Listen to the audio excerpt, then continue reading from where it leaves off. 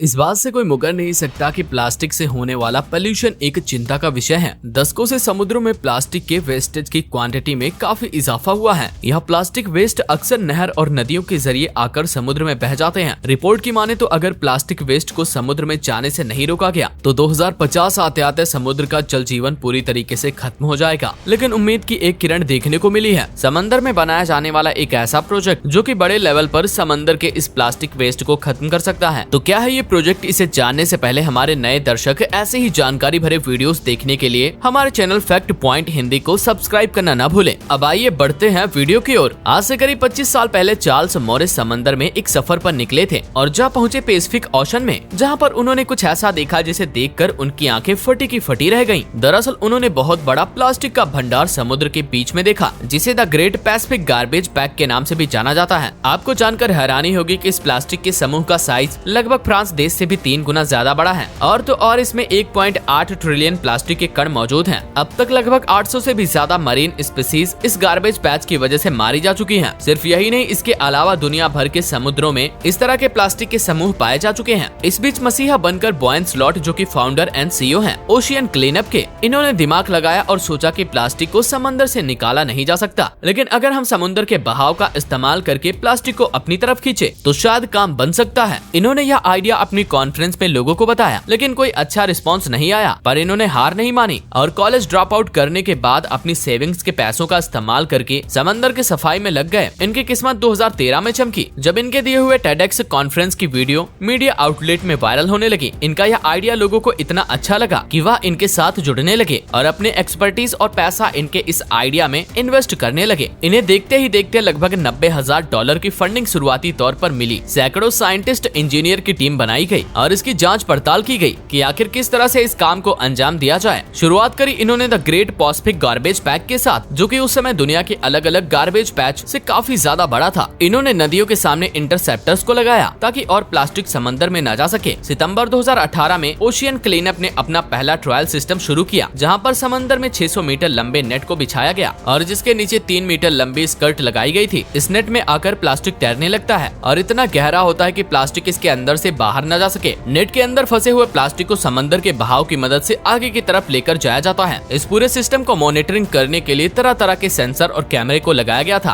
अक्सर शिप को समुद्र में भेजा जाता था और वह वहां से सारे प्लास्टिक को कलेक्ट करके धरती पर ले आती थी, जिसे बाद में इन्हें रिसाइकिल करके तरह तरह के प्रोडक्ट को बनाया जाता था। आगे जाकर इस सिस्टम में कुछ दिक्कतें सामने आई, जैसे कि प्लास्टिक इस नेट से कई बार बाहर आ जाता था, जिससे यह पूरा सिस्टम डिस्कनेक्ट हो जाता था, जो कि एक बहुत बड़ा ड्रॉबैक साबित हो रहा था। जुलाई 2021 में इस पूरे सिस्टम को अपग्रेड करने का काम शुरू हुआ। नए अपडेटेड वर्जन में 2 शिप को समुद्र में उतारा गया, जिससे इस यू शेप नेट की स्पीड को कंट्रोल किया जा सके और समंदर की लहरों से इस पर कोई ज्यादा प्रभाव न पड़े। अब यह नेट फ्लोटर लगभग 800 मीटर लंबा था, जो कि पुराने वर्जन से 3 गुना ज्यादा बड़ा था। जुलाई 2022 तक आते आते इस सिस्टम के जरिए लगभग 1 लाख किलोग्राम तक के प्लास्टिक को समंदर के नॉर्थ पैसिफिक गार्बेज पैक से निकाला जा चुका था। लेकिन यह सिर्फ एक छोटा सा हिस्सा ही है। इस पूरे वेस्टेज को साफ करने के लिए इस सिस्टम को लगभग 1000 बार समंदर में उतारना पड़ेगा, तब जाकर कहीं यह पूरा पैसिफिक गार्बेज पैच साफ किया जा सकता है। इसे तेजी से किया जा सके, इसके लिए इन्होंने अपने सिस्टम के तीसरे वर्जन को लाने की तैयारी शुरू कर दी है, जो कि पिछले वर्जन से लगभग 10 गुना ज्यादा प्लास्टिक को निकालने की क्षमता रखता है। इस नए सिस्टम में 3 शिप्स हुआ करेंगे। इससे तीसरे शिप का काम प्लास्टिक को इकट्ठा करना होगा, जबकि बाकी के 2 नेट फ्लोटर को होल्ड करके रखेंगे। हर 2 वीक के समय में यह तीनों शिप अपने पोजीशन को रोटेट किया करेंगे और समंदर से वेस्ट को निकालेंगे। इस वीडियो में हमने आपको एक ऐसे प्रोजेक्ट के बारे में बताया जिससे समंदर के प्लास्टिक पोल्यूशन को कंट्रोल किया जा सकता है। ऐसी और वीडियो देखने के लिए हमारे चैनल फैक्ट पॉइंट हिंदी को सब्सक्राइब करें।